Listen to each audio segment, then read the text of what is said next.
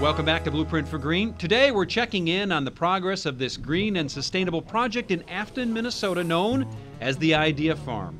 Builder-designer Peter Vujovich and his wife Jill are putting a twist on the traditional farm and farmhouse. They're keeping with the basics, all the while incorporating state-of-the-art and green building technologies. I think all of this return to the old ways all has a serious evolution to it.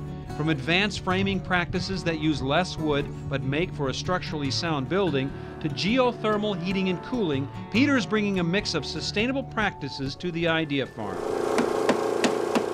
The siding is now going up on the carriage house. This particular artisan siding by James Hardy is made from materials that are readily available. There's cement, wood fibers, sand, and water. Just walking up, I can see the difference. Yeah. Clearly thicker. Yeah. You can see we tapered the top of the sill so that we'll get good rainwater runoff.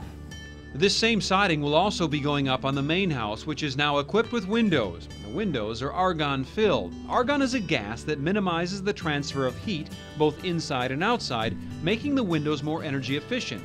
And there's one set of windows here that's worth talking about. Because this window, along with one other, is going into what I like to call the jungle shower.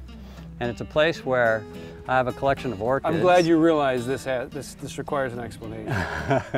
And so I've created a way for them to be in front of these windows and to grow happily inside the shower.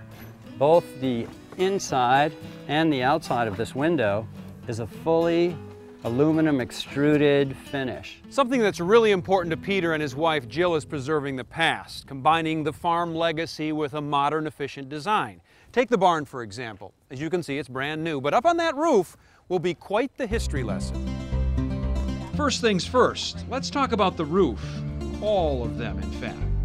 This 24 gauge standing seam metal roof with a full plywood deck underneath it is designed to withstand some serious hail. After 70 years of life, it's really easy to peel it off the roof and recycle it. Here, we can just... Let's get back to that history lesson I promised you.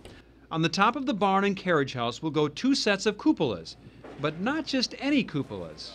They are turn of the century, is our best guess. Peter searched high and low for antique cupolas, and when he finally found them, there was some work to be done. They were structurally sound, but they were just full of bullet holes. A common practice would be to shoot at pigeons up on these cupolas. We completely remade the bottom and sealed her all up, made her watertight. When it comes to the barn, cupolas are not optional. You see, hay is prone to starting fires when it gets too warm, but the cupolas act as a ventilation system for the barn, drawing heat out of the building and out of the hay. It's peace of mind for Peter knowing that his barn is protected with pieces of the past.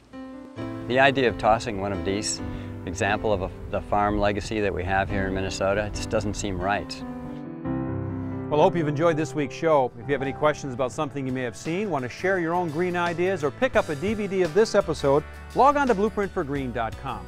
Come on down to the Fall Home and Garden Show at the Minneapolis Convention Center and register for a chance to win a green $5,000 kitchen makeover from Cambria.